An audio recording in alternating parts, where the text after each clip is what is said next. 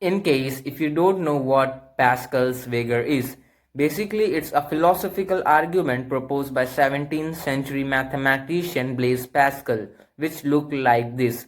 You are an atheist and your counterpart atheist, and in this scenario God doesn't exist and you two will gain or lose nothing.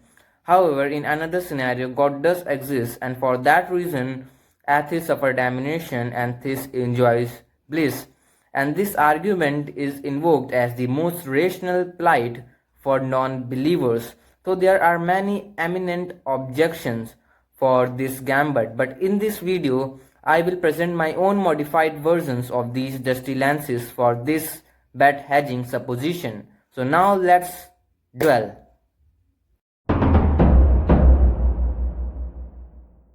Apologists have called this argument rational, but it actually is not. You can just see the meaning of rational, and it only means thinking with logic and reason, not gambling with the fear of perpetual loss.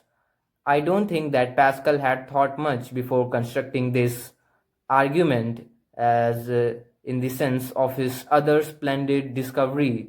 In his time, adhering religion was the only plausible option that can be opted, but now our enlightenment of the world has been altered, so it will not be wrong if we call this argument outdated and irrational.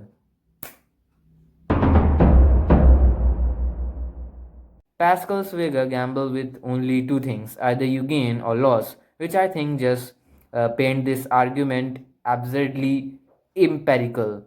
And Pascal didn't account any reason for why you should get bliss and damn, and from what specific medium, which ineluctably painted his arguments incoherent and biased, as he was from a Catholic family.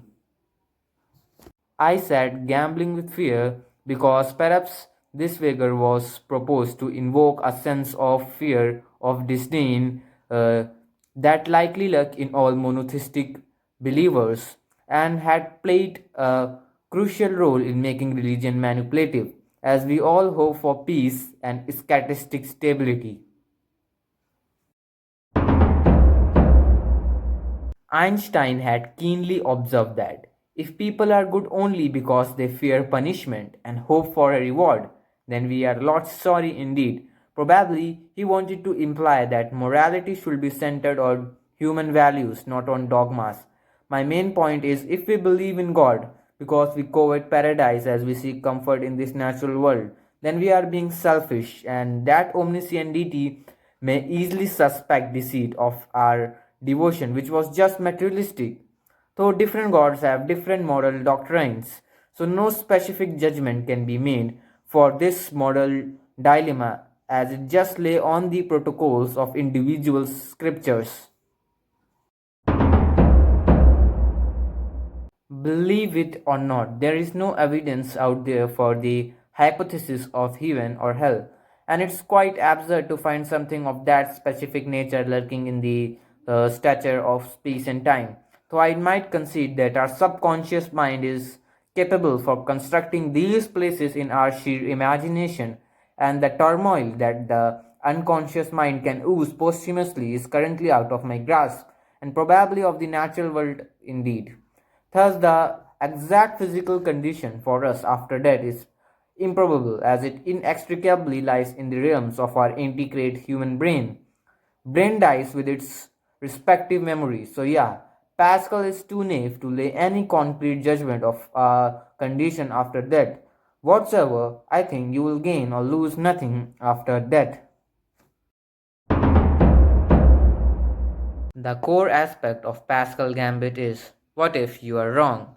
If an atheist has been wrong about God and he anyways after that discover himself standing in front of the God, utterly perplexed, he will certainly pester God with why he had never given him any evidence for his own existence. This scenario is hypothetically arbitrary, so I can only speculate what follows. Either he fling you in hell as you had harmed his self-regard, or the God will get pleased by your act of integrity and will hence forgive you. So the probability of facing that situation after that is very low indeed. So caring and fearing about that day of judgment throughout life is to be stricken superfluous. You likely should not be wrong by not worshipping an egomaniac who adore good folks with lava. I attack Pascal Vigor with these three lances. And if you think that I have missed some prominent points in objecting this vigor, then I will gratefully welcome your critique in comments. So that's it for this video.